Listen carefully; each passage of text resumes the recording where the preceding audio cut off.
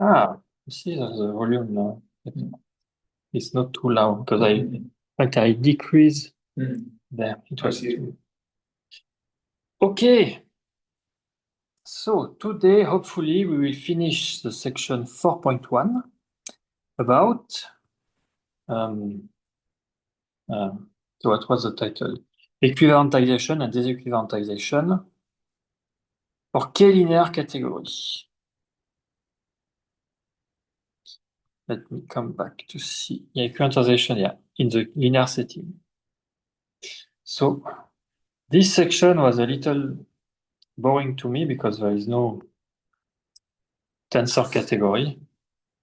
So it's out of tensor category, so it's a little bit off topic. It's not completely off topic because then we will adapt the same procedure, equivalentization and disequivalentization with tensor structure and braided tensor structure. But the flavor is I don't enjoy a lot anyway.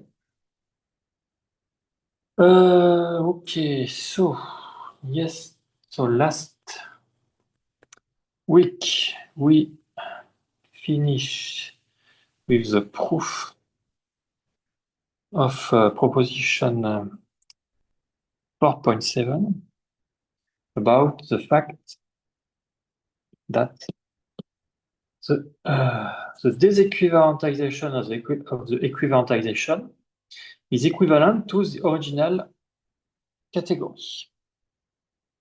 Okay.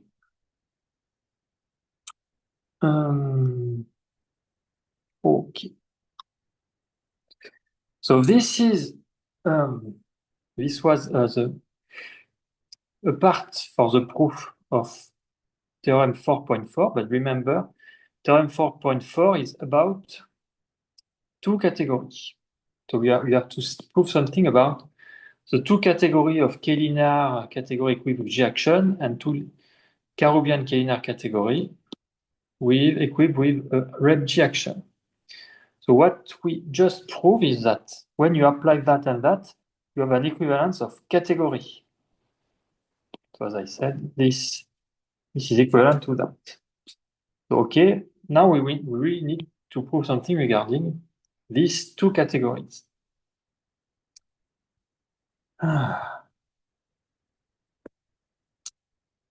So to complete the proof of this theorem, it remains to show that the two functor is a two equivalence.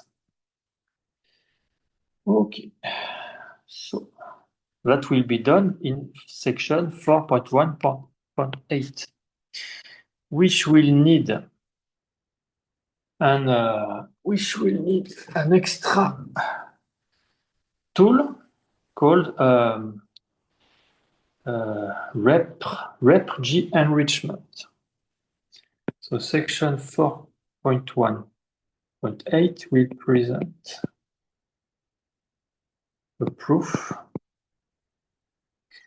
due to Beilinson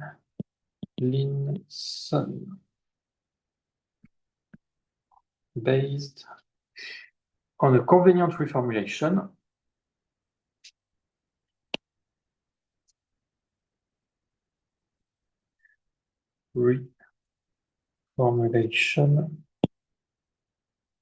of category with a rep-G action, which will be, this reformulation will be explained in the next subsection. Formulation of categories endowed with a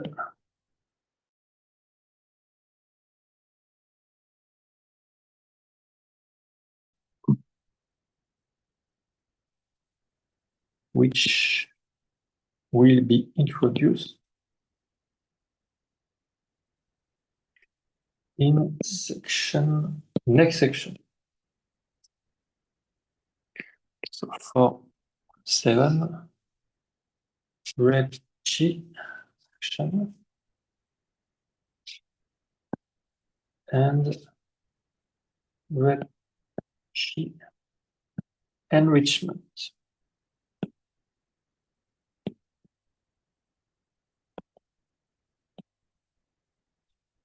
Ah.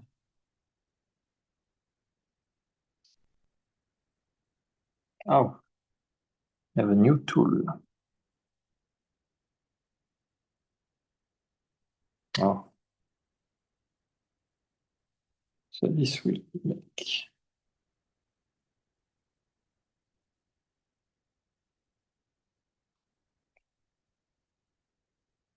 Okay.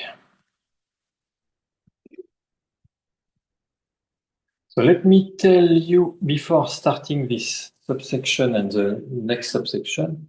So as before in this subsection 4.1, um, uh, I don't want to explain the missing part in details, in fact.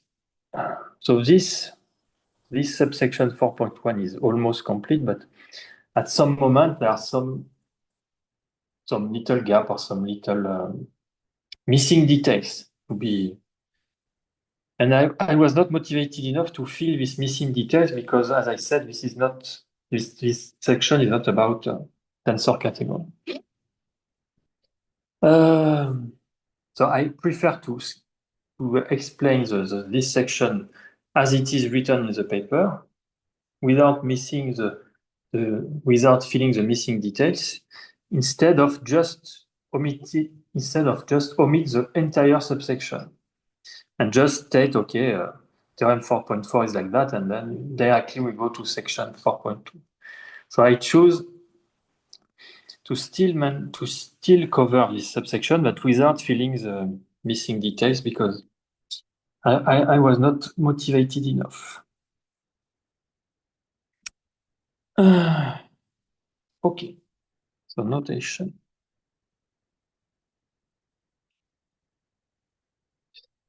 Let G denote the category of all possibly infinite dimensional representation of G over the field. So be careful here. You have two notation rep and repr with the R here.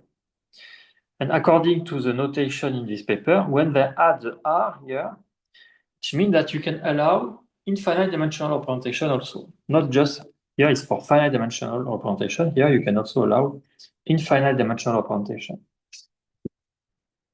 So denote category of all possibly infinite dimensional representation. So let me write the R with a color to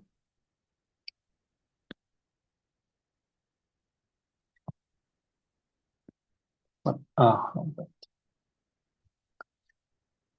Representations of it over the field K. And let rep G in rep G be its full subcategory of finite dimensional representation. Be its full subcategory of finite dimensional representation. So we have the same notation for the category of vector space. So you note vec in the finite dimensional case and vect in the infinite dimension. For infinite, if you allow infinite dimensional and you make vec included in vect as a full subcategory. Similarly, let vec denote the category of all vector space over K, so possibly infinite-dimensional. And let vec in vect be its full subcategory, so as before. Full subcategory of finite dimensional vector space. Okay, now. Okay, so now you take let D be a K-linear category equipped with a K-linear action of rep G. K-linear category equipped with a K-linear action of rep G. Okay, so now we will discuss the inner internal home. The notion of internal home. So for every pair of objects. So in the paper, that it's not what we will introduce is not called internal home, but in Hittinghoff, Gelachini, Shostrick book that denoted like that internal home. So for every pair of objects in this category equipped with the K-linear action of G, we have a contravariant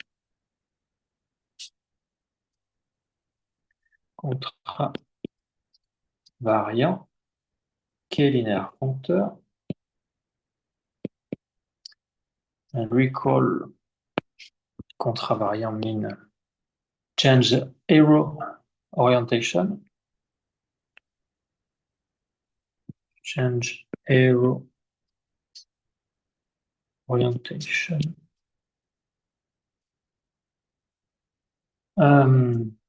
What is functor? So equation 62. So from rep G to vec, wait, is it vec or vec? No, vect. Vect. The representation maps to the home space V tensor X, Y. So we are in D. Remember that D has a K-linear action of rep G, so this is a K-linear action, so this is again an element of D. An element of D, so and we consider this home space in D. So to each finite dimensional representation of the group, you map this home space, which possibly is infinite dimensional. Because we did not specify D to be finite or locally finite, so the home space here can be finite dimension. That's why we need vect. In fact, to be honest, it's not completely clear. But you need to introduce this thing and this thing because they want to make the construction in generality without assuming the K-linear category to be locally finite.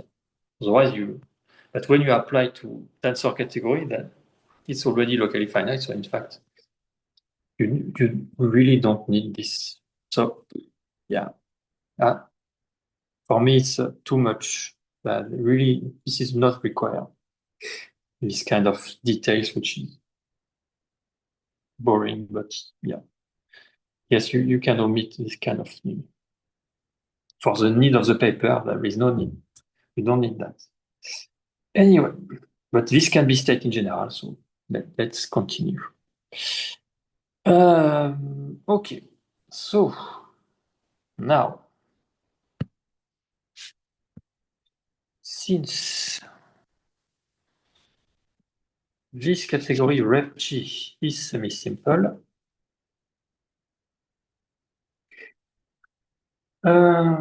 so this every what?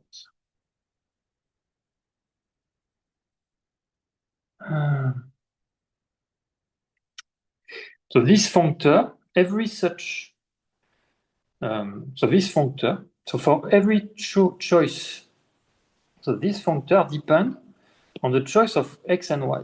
It's a functor from that to that. So x and y are fixed.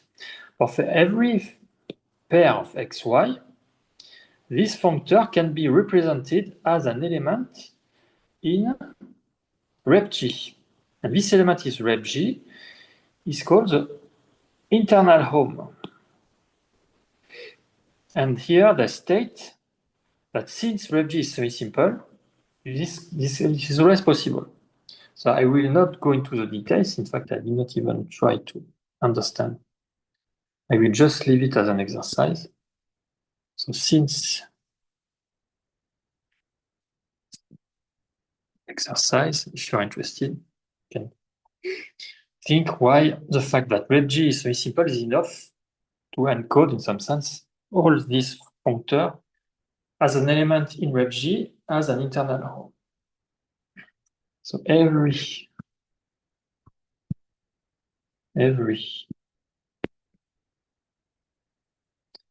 k-linear functor from RepG. In fact, they state that it's true for every k-linear functor. You not just the one stated above is representable by an object of RepG. Let me check. This is all or just this one? C'est confused. 62.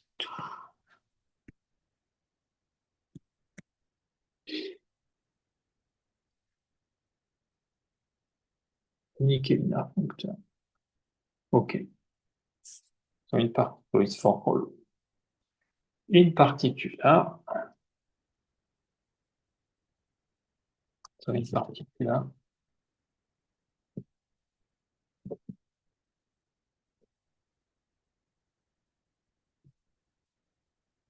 this, so the state that is true for all functor, in particular for this kind of functor, depending on x and y. In particular.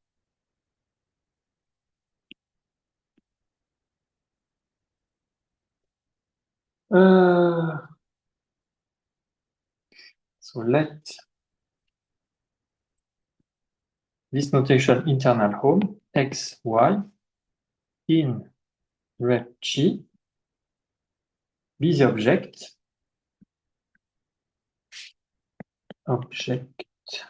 representing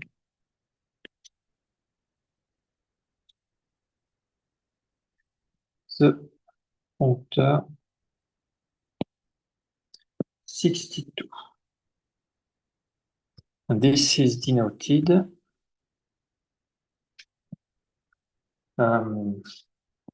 this is called internal home. This notation is called internal home in EGNOBOOK.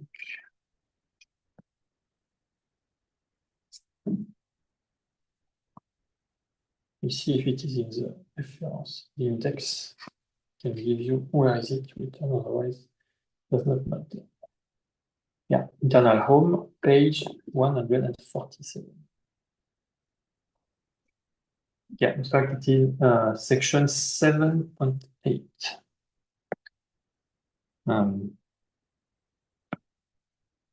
Let me write this way. EGNO book section 7.9. So 9. Okay. Okay. So we know such an object exists by this exercise. So this functor depends on a pair. So we use this notation. Sorry.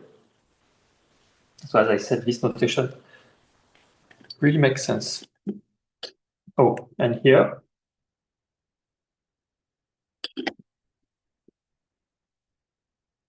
I missed an important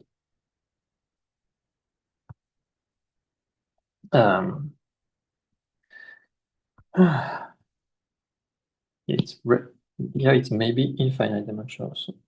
Rep like that. Okay. I missed also here. Représentable by an object qui a.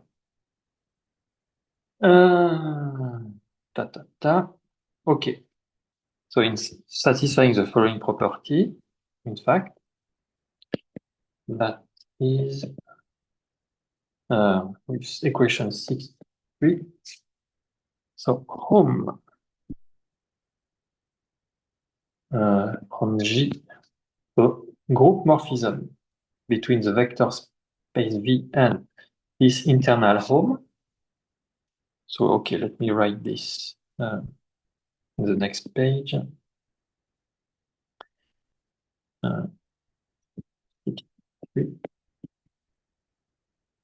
Home G V internal home X and Y is satisfied. So V X and Y. So it's like you apply some adjoint. It's like if you are allowed to apply the adjoint adjunction isomorphism. Here it makes no sense, but in fact, in the specific case, so maybe not in this group action, but for general internal home, not in this case. If you take the specific case where D, the module category is equal to the category itself, in fact, this become equivalent to the adjunction isomorphism. So it's if you like, it's like a generalization of adjunction isomorphism. But okay.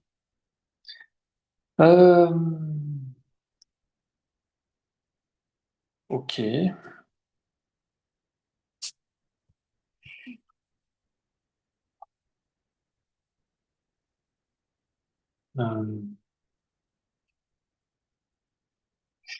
So it is in this sense. So the fact that you have this here, which make we get a rep G enriched category. And rep G enriched category mean a category in which the home space is an object. So if you prefer, a V enriched category is a category in which the home space is an object in a category V. So here it's a rep G enriched category, and if you take this as the home space.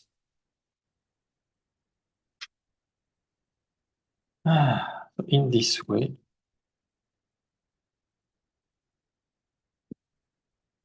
we obtain a rep G enriched category. So in the paper, it's written with a curve D, but it may be confusing by writing by hand. So I write this way, a D with a double bar like that. and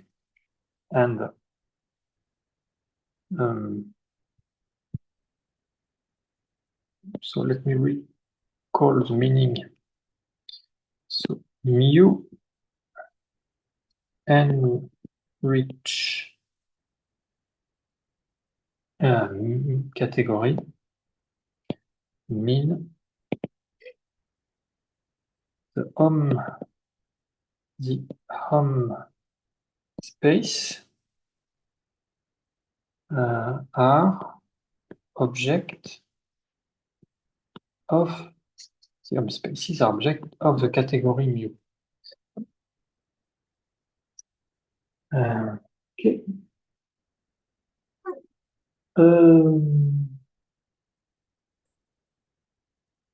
And so here we consider this category. So as it will be explained later in definition 4.8, we consider the category D. So this category D double bar is the same as the category D. So the objects are the same, but the home space are this one instead of this one. So you consider this as the home space, and you get a new category and denoted like that. So, here, let me write. So see the coming definition 4.8, but it's the same object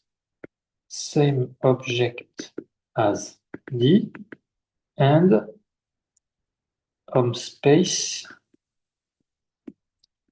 like that. Home, internal home, X1. But don't worry, this will be complete. So this will be the point of definition 4.8. So in my opinion, here the paper is badly written. Because when you read for the first time, you see what is D? You have to see later to understand. Anyway, maybe this is well known for experts about pure category theory, so that's why I did not try to make this section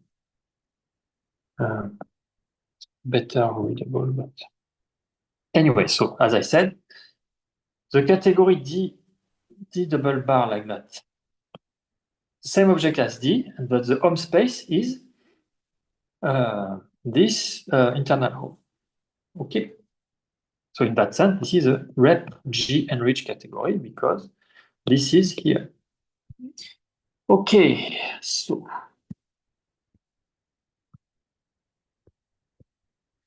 clearly,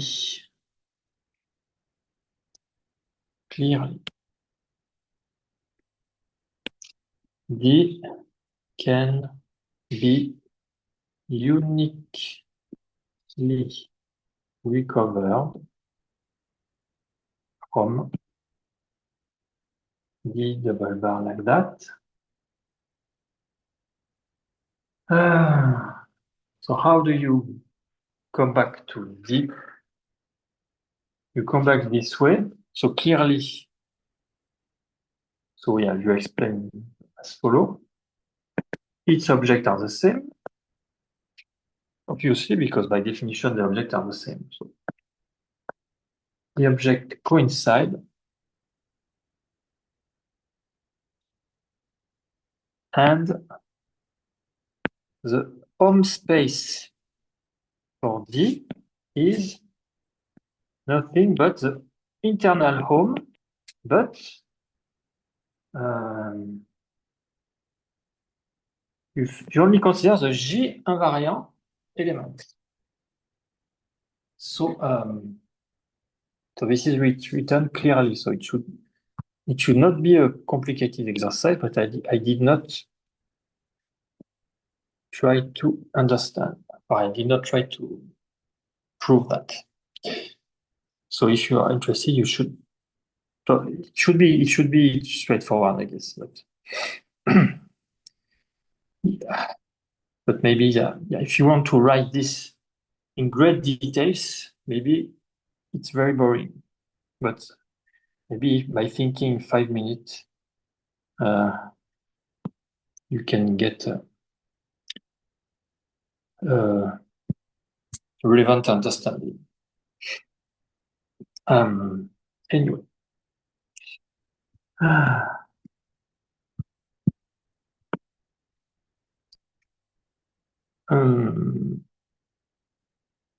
So you have that.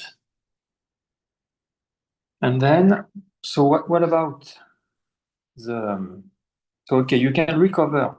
So you start from that. You can recover that, the same object. The home space is this home, but just the G invariant element. So here, yeah, I guessed, because it was not specified also in the paper, that this means subspace of G invariant element. So this is a usual notation, but that did not specify. Meaning the subspace of G invariant element.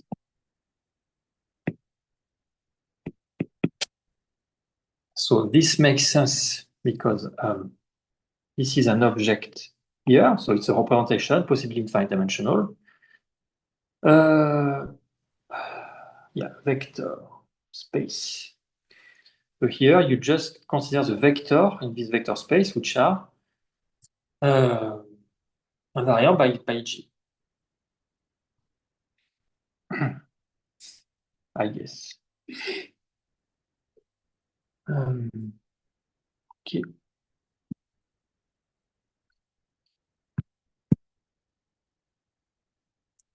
While, okay, so okay, you recover the object morphism. Now remember that D also has an action of rep G. So there is an action of rep G on D. So how to recover the action of rep G on D from this D double bar with this rep G enriched structure? And for that, you just get the action. You just use this identity. With this identity, you can, from the rep G enriched structure here, you get the rep G action on here, which is there. Okay. So while the rep G action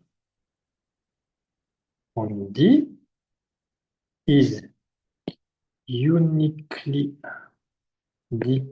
determined by 63.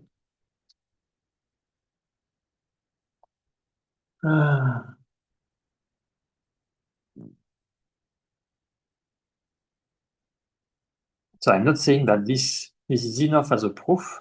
I'm just saying that this is in some sense, if you want, this is a hint. If you want to explain that in details, the hint is to consider this identity. But this identity is a home space.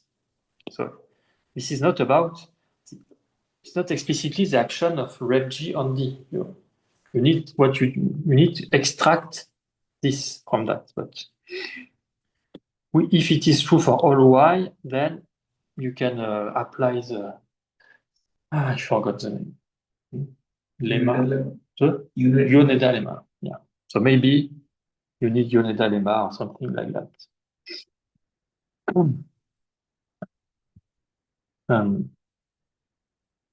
So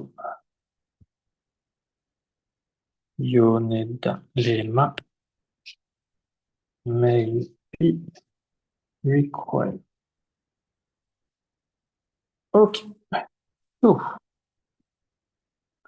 So you can recover this rep G action assuming it exists. So it means provided it exists. That is provided.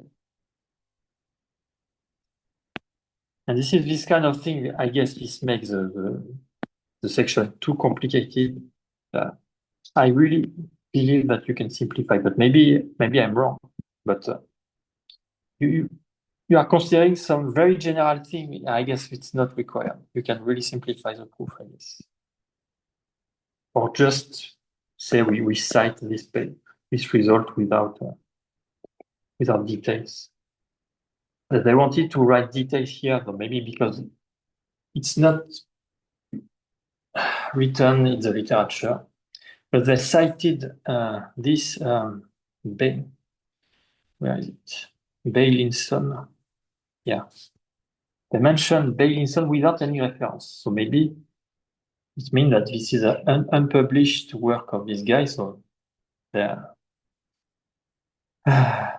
took the opportunity to publish this here. Maybe. But in my opinion, it's too much.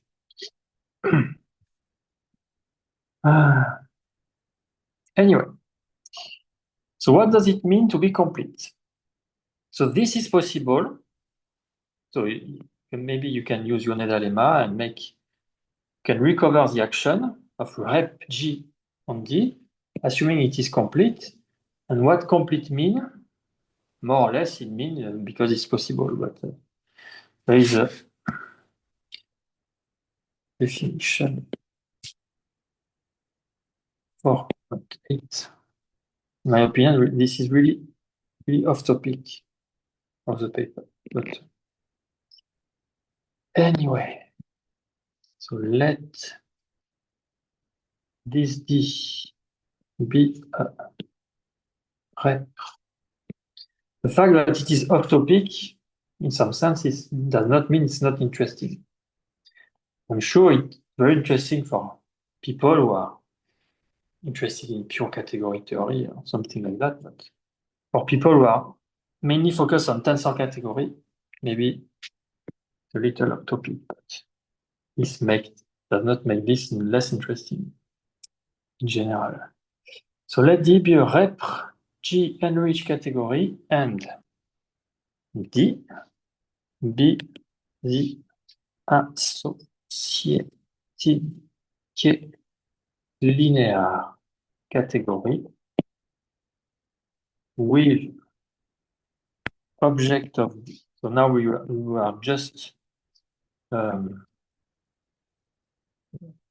saying again the same thing as before. 2 times, in fact. We say it here because otherwise, what is the meaning of that? You cannot understand. And then you say it again here. So its object coincide, and then you say it here. So I guess the way it was written can be improved. And the home space of the X and Y is so exactly as it was written. So you define D this way, so associated to D double bar like that, and we say that this is complete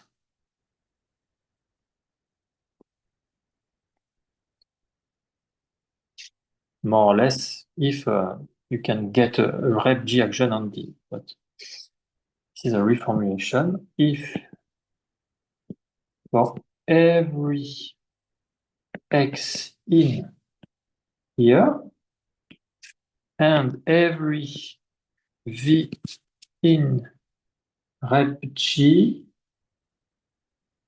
there exists an object V tensor X in here such that 63 hold. Functorially. Functorially for L for all y in D. So let me check if I wrote the good D. So where is it? So here, in fact, here they wrote D double bar, but I guess it's a typo. It does not make any sense. We say that D double bar, okay, is complete if for all X here and V here, there exists, yeah. So in fact, to say Vx is here the same as saying X is here because this is the same object. So it's a little confusing why they want to write this way here and this way here because the objects are the same, but anyway. Such that for all, okay.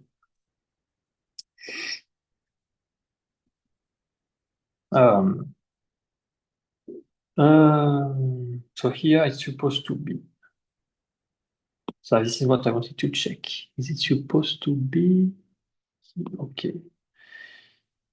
Yeah, but again, as an object, that's the same object. So.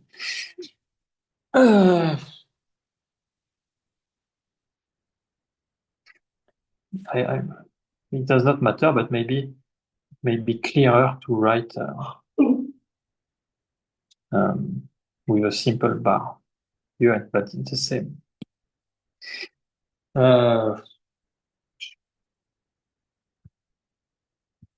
I prefer write with simple bar, but otherwise it's confusing.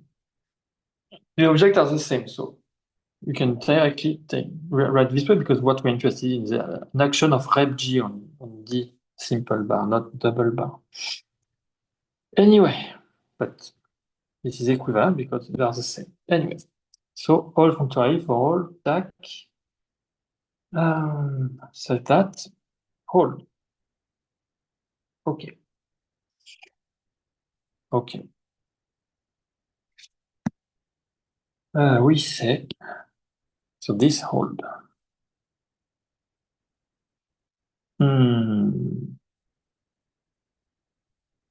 This one. Let me write the last sentence before the pause.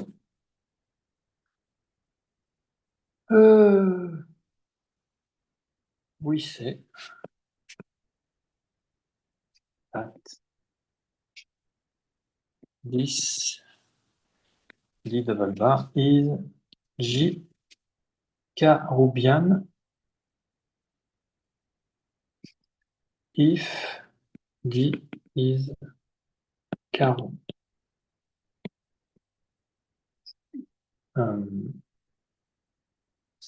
Okay. So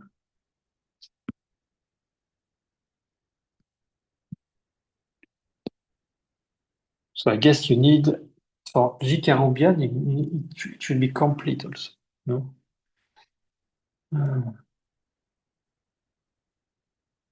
Yeah, so I guess because it was in this definition, J Karoubian means complete and D is Karoubian. Okay. So let's make the pause now.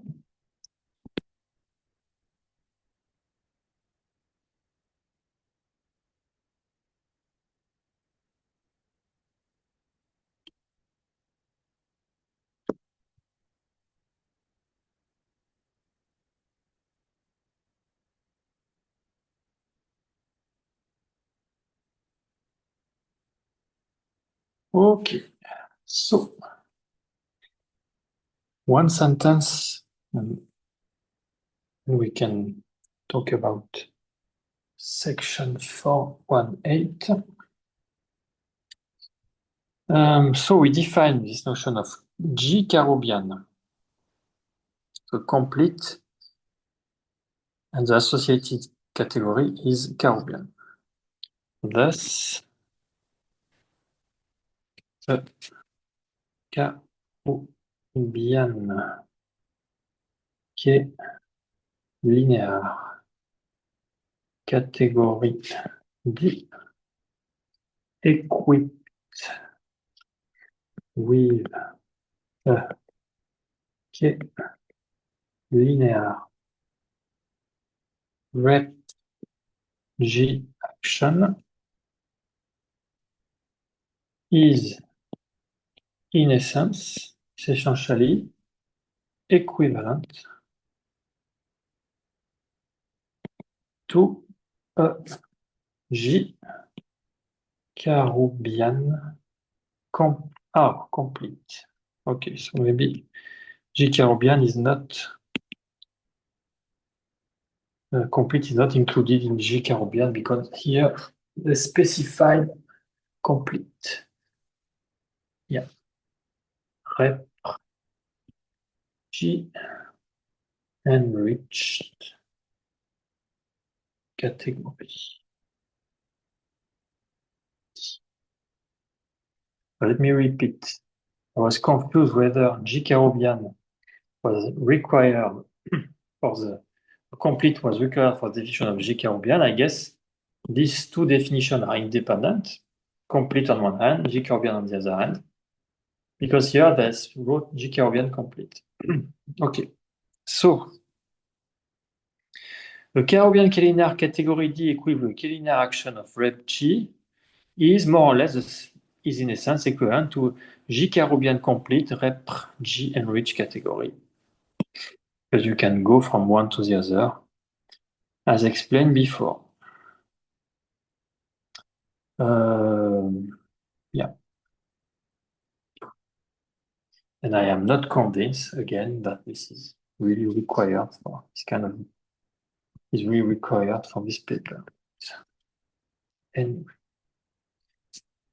rep G, if you assume D to be locally finite, as it is the case for tensor category. May not be, this kind of details may not be required, but maybe I am wrong. Okay, so what about using this tool to prove the two category equivalence?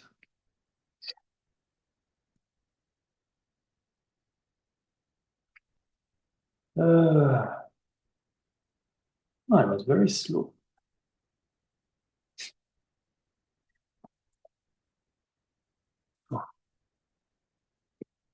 Let's see the linear category equipped with the G action in this subsection.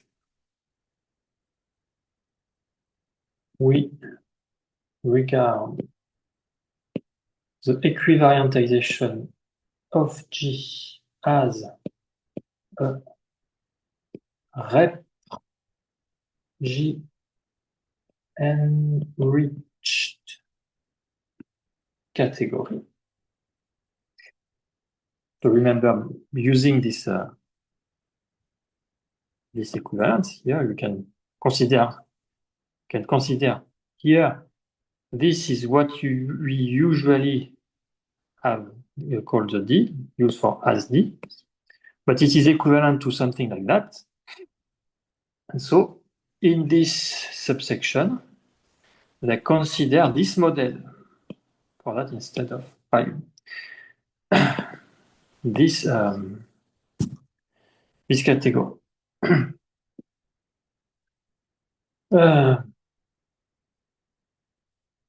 Because they are equivalent, you can choose the one you want. So the object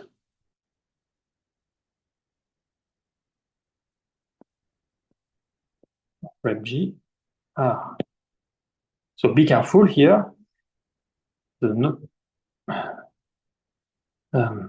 what is called repg here is not exactly what was called before, is what was called before under the modification for going from that to that. So now what we call repg is after the modification. So the two notation, so we should make another notation you can call, I don't know, rep double par g, but it's okay. For this subsection, we will just use it this way. The object of rep of C power G are the G equivariant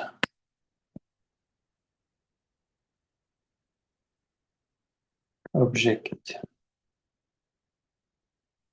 of C,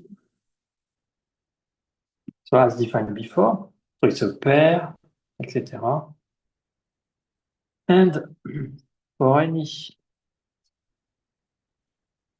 so in this paper, sometimes they identify the pair defining a G equivalent object with the first component of the pair, which is the object, and the other component, remember, is the family of isomorphism. So without, if it is not without confusion possible, they identify the pair with the first object. It may, I guess it's not a good idea because maybe, I'm not sure whether you can have two different pairs of the same first component object. Anyway, for any x and y in here, the morphism space home xy to be, by definition, so this notation I wrote the other way. So by definition, in this modified category, the morphism between x and y is exactly the internal home defined before.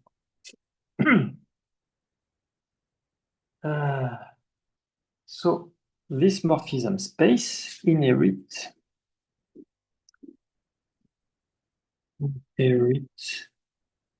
its G action because it's an object of rep G from that on C.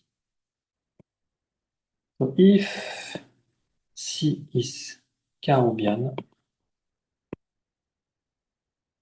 then the equivalent, so this is also Karoubian. In fact, this is, so as before, as defined before, it was Karoubian, so now it's J Karoubian. Karoubian. Okay, conversely.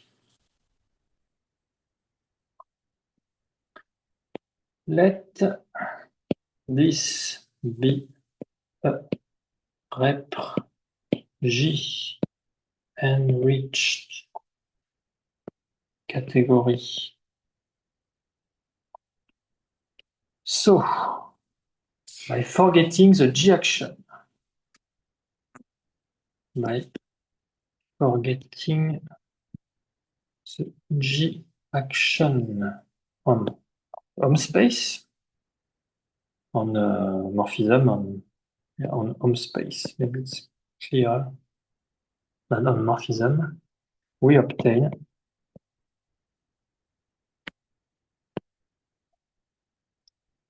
a K-linear space,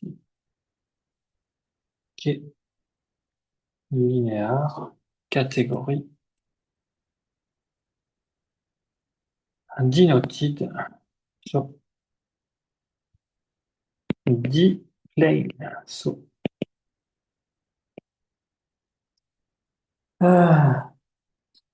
okay. So this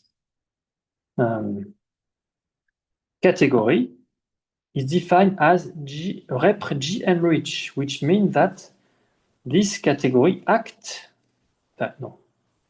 which means that the home space of that are object here.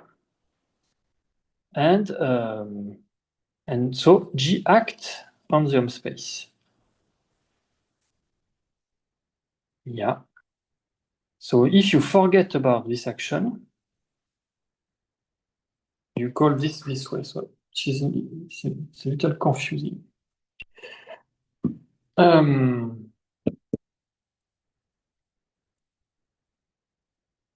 Anyway, I guess you forget about this.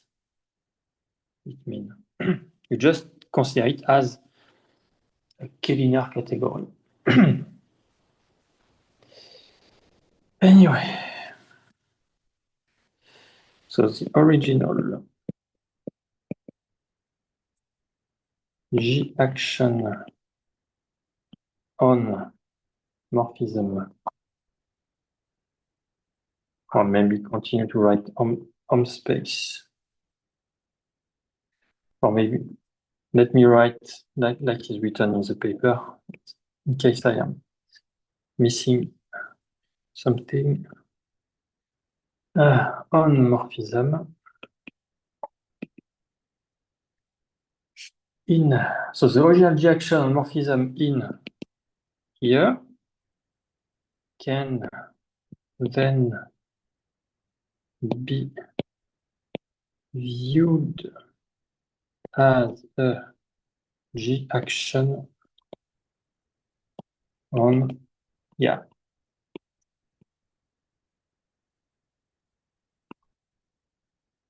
Okay, no, just a point.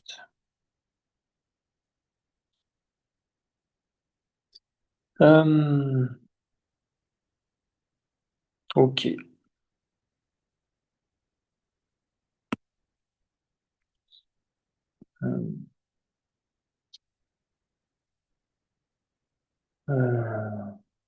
So let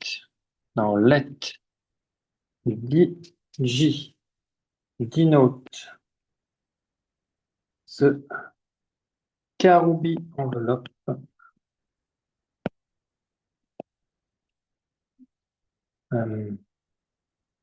or also called idempotent completion.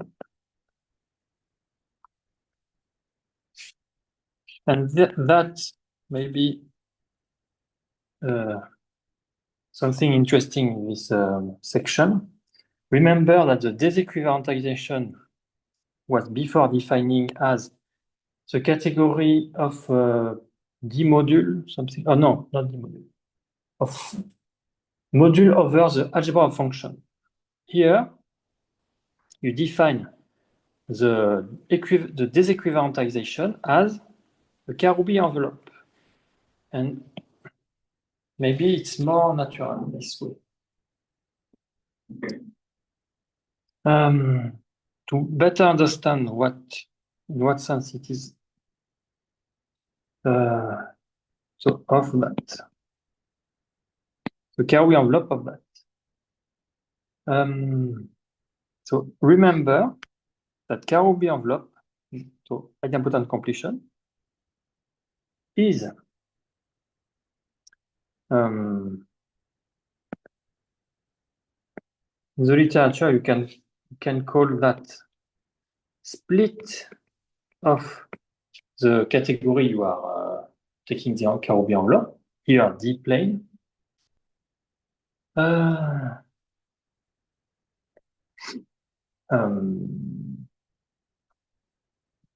So it's the object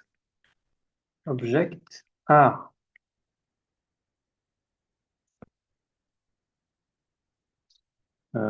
so let me write it. Object are pair A, I,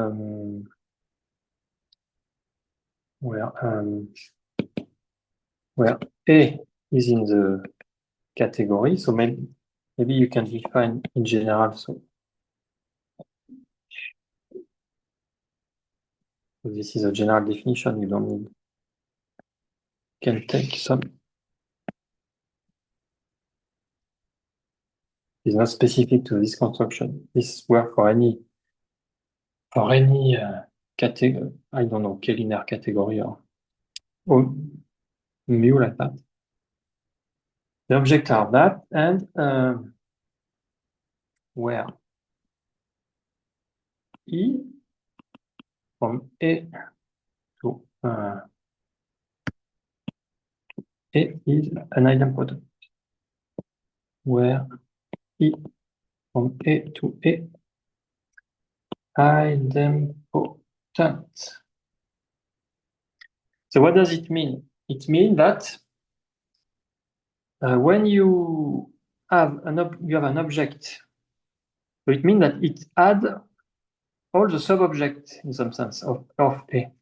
Because when you have a sub-object B included in A, in fact, you can make such a E from A to B, and come back to A with a monomorphism and an epimorphism.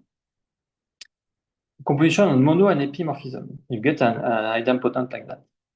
So this kind of idempotent can, in fact, modelize the subobject itself as the image, in fact. So this Karoubi completion, it's like if you add the missing subobject.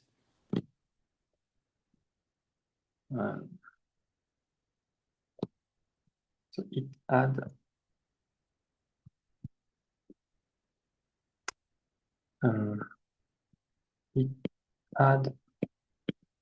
sub-object in some sense and refer to lemma 463. So 46, third of 46. Let me come back here. Remember, every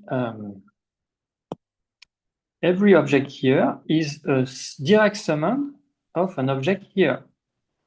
So if you consider this category, you take the Karoubi envelope. So that may be. So I don't know if you can. Maybe you cannot apply the Karoubi envelope directly in this model, but in the model explained after that with rep G enrich. So maybe this can be clarified, but in some sense, you have an object here, and the object here are direct summand. So by the Karoubi envelope, up to the construction due to what's the name of this guy? Beilinson. You consider the disequivalentization as the Karoubi envelope of the equivalentization.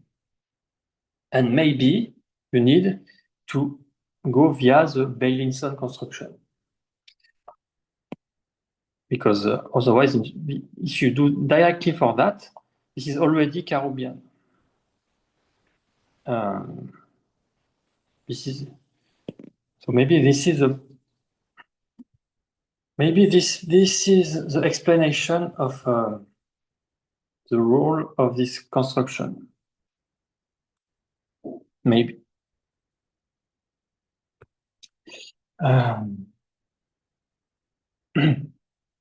Anyway, so you have the sub-object corresponding to this lemma, and so you come back in some sense to the you apply the disequivalentization of the equivalentization, so you come back in some sense, and yeah.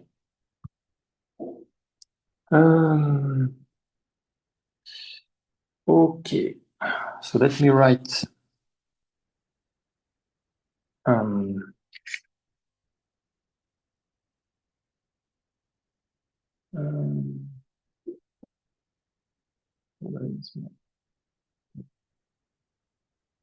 Beilinson. Let me write here that as a comment or personal remark or question. Say,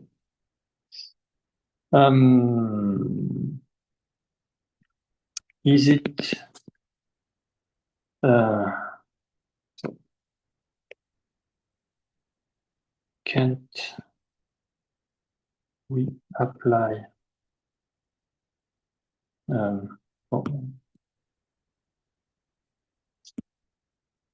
is it the specific role of Beilinson construction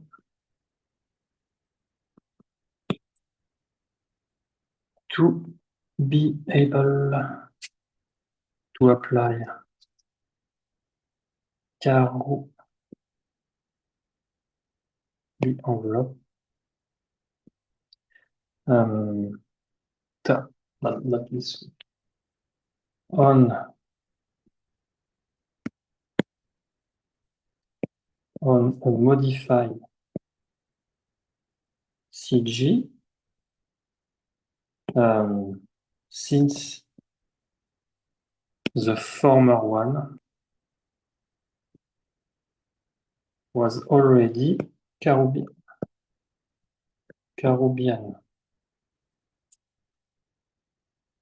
To be able to apply to get non-trivial Carobian envelope.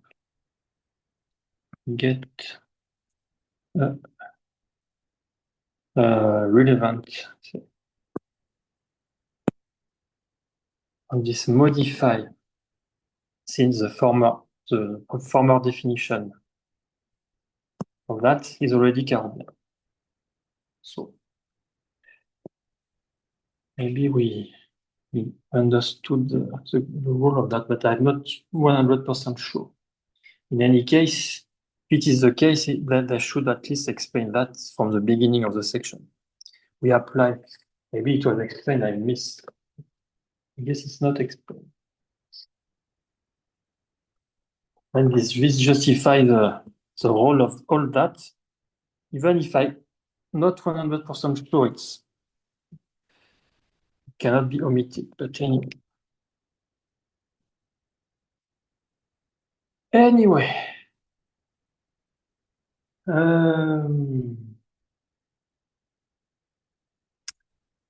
Okay. So now, clearly,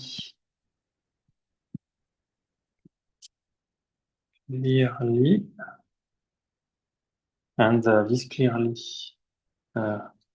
we can write as an exercise again.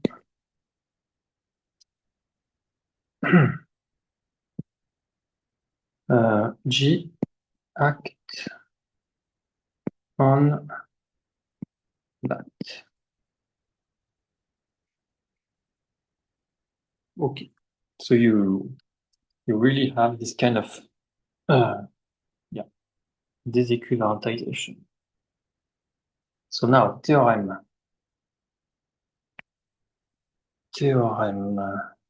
49.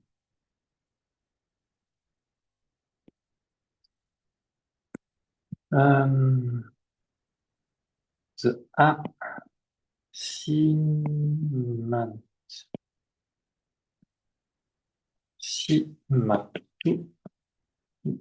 equivalentization and that map to that define mutually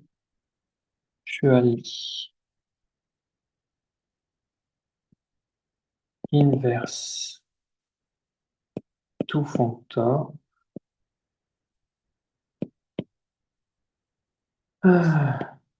yielding two equivalence between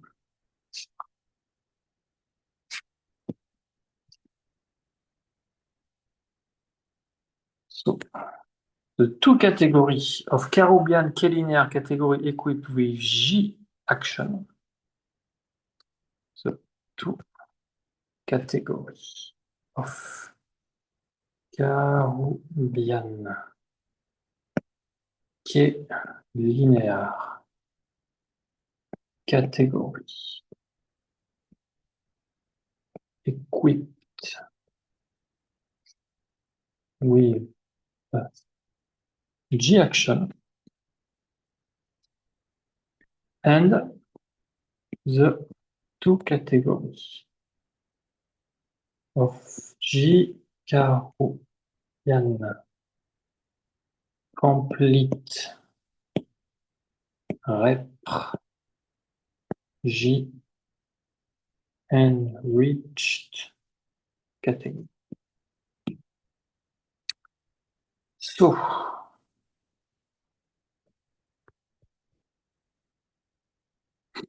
Hmm. So my doubt is maybe you need to go. What is the point of the plane? You apply the Karoubi envelope to plane, not to that. Does this mean that this is G Karoubian, but is it already Karoubian? So I'm not confused. I don't know whether this is Karoubian or not. This is G Karoubian. Is it Karoubian? Karoubian here mean that D is Karoubian. So by definition, this does not mean this one is Karoubian, but yeah. Anyway. This construction looks complicated. Maybe there is no choice. Maybe we have to do this kind of complication. I'm not 100% convinced that you really need to go this way, but anyway. Maybe the key is about this question. Not sure. Okay. Remark.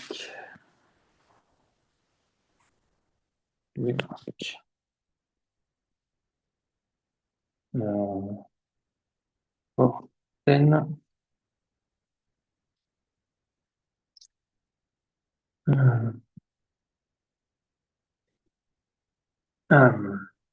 Okay.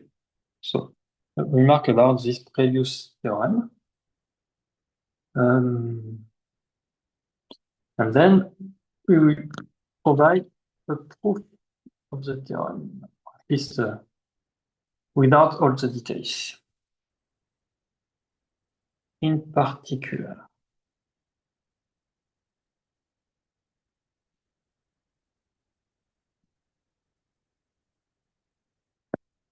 theorem 4.9 asserts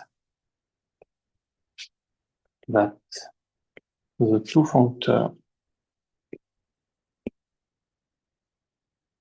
C G is a two equivalence.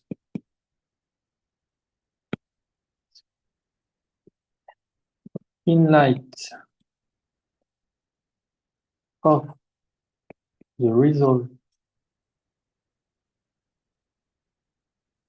of section 416, we get the main result we wanted, which is theorem 4.4. This implies theorem 4.4.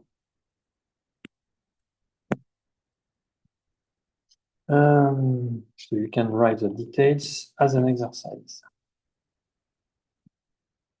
Again, so combining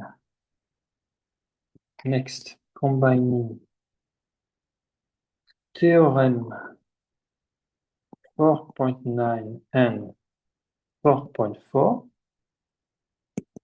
we see that if D and D double bar, like that, are related as described in Beilinson section, I described before in section 417, then this disequivalentization as defined before, I defined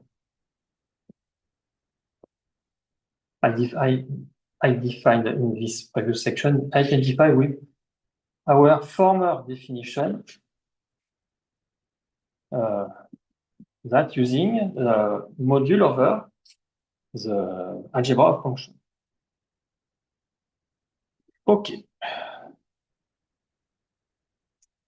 Yeah, so here I wrote exercise, but in fact, this, so the theorem together with the two remarks will be proved, at least not with all the details, So this proof first proves the remark 1, remark 2,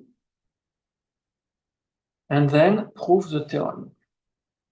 So let C be a Karoubian K-linear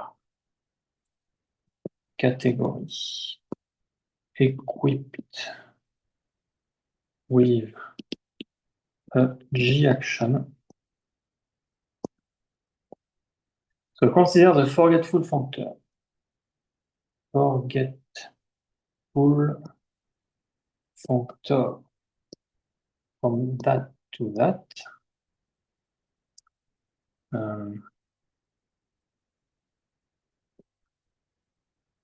Identify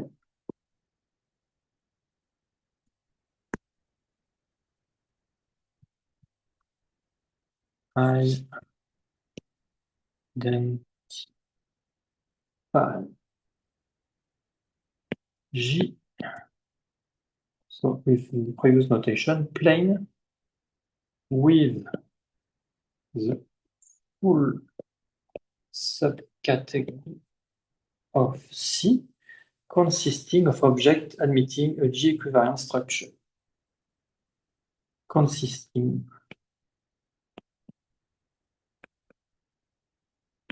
of object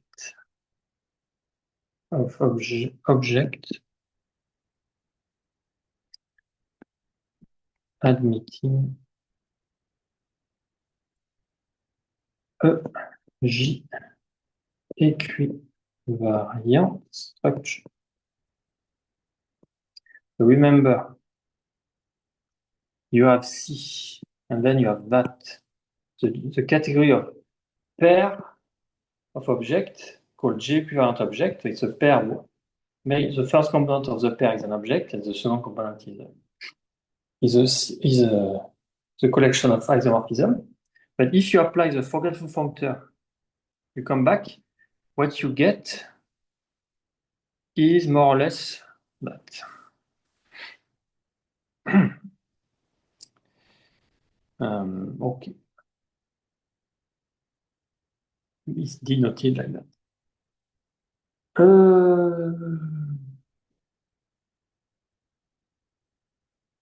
Okay, now, by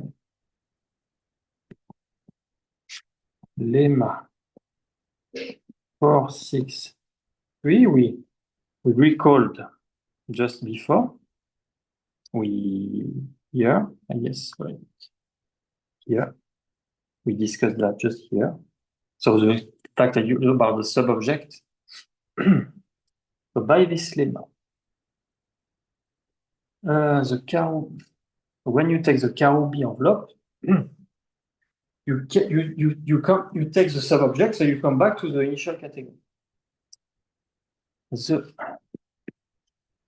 Karoubi envelope of this full subcategory is C itself.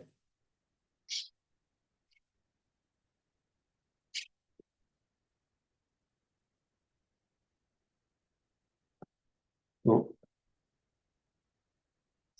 G equals C.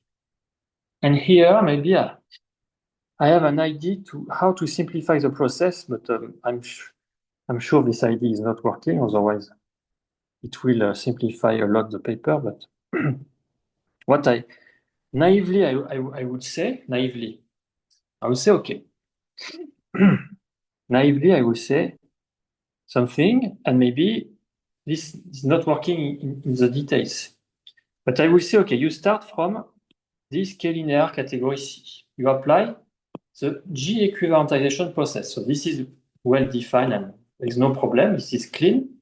It's a pair of objects, which is a first component is an object here, the other component is a collection. And then you have the forgetful functor. So you come back here. So you get the full subcategory of that. And so what? Then you apply the Karubi envelope and you come back to C directly.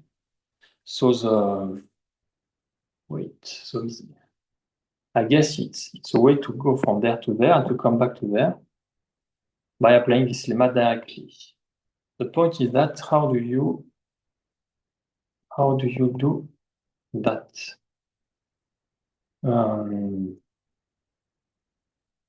Anyway, you can define the disequivalentization relative to an equivalentization. If you want to define the disequivalentization by itself, maybe you need more details. But if you define relatively to a disequivalentization, maybe you don't need all these details. And in fact, in EGNO book, I guess they did like that. They define the disequivalentization just relative to an equivalentization. 3, 2, 6, 4. No. Let me check. Again, 250.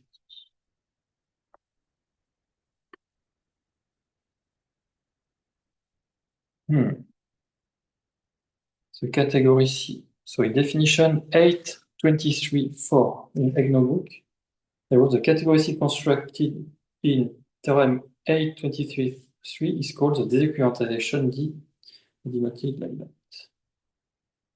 2, 1, 3.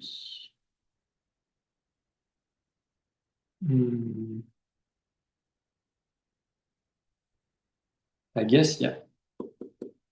That defines the disequivalentization relative to an equivalentization. So let's skip all these Bailinson details. Anyway.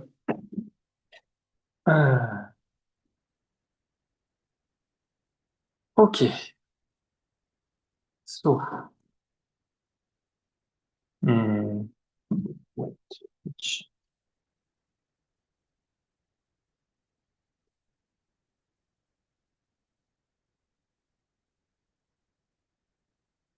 Yeah. Yeah. I might not be wrong. Okay. So, second point. So what about the second point of the remark?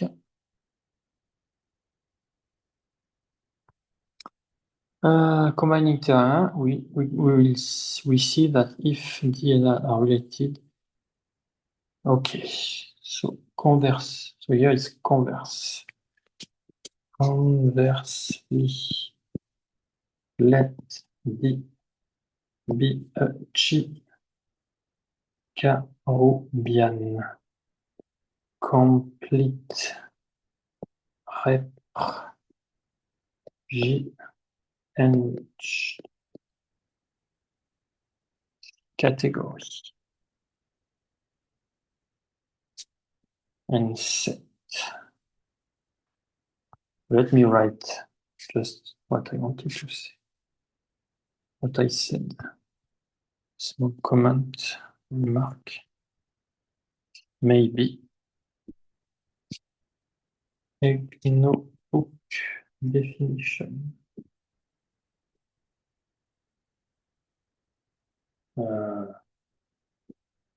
So 8.23.4 define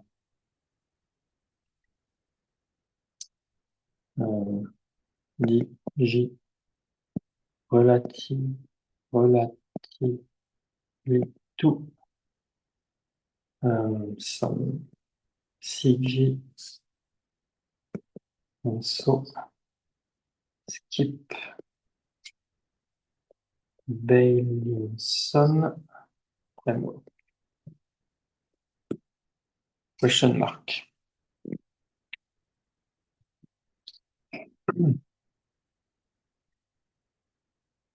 Bailinson framework or the the module frame. Yeah, the discuss module. Wait. CG. No. The equivalization. Yeah. Anyway, just wanted to note that. I'm not sure. So conversely,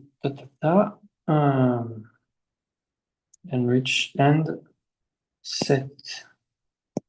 So C not to be this plane as before, and C to be this as before. So that C is the Karoubi envelope as defined before. Karoubi envelope of C naught. We will show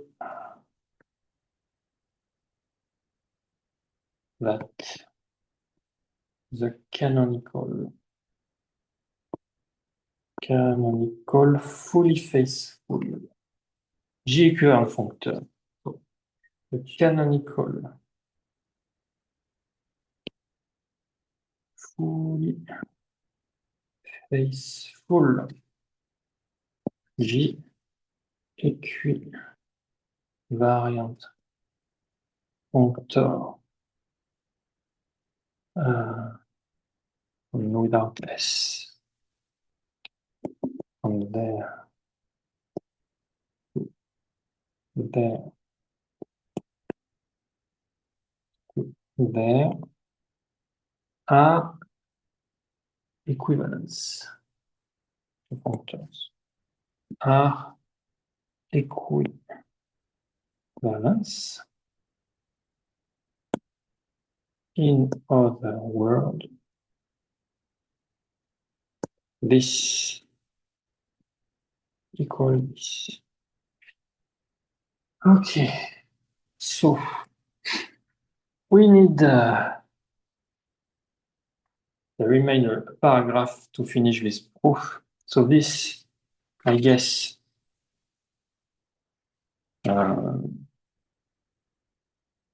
was for the remark, and then we need to prove the theorem, and that maybe. So we will stop here because we have no more time. So we will continue tomorrow. So tomorrow we will finish this paragraph for the proof of this theorem, and then there will still be two small subsections, 419, 4110, 4111. And then we can start the equivalentization and disequivalentization for tensor category. So hopefully tomorrow we will finish. So yeah, tomorrow we should finish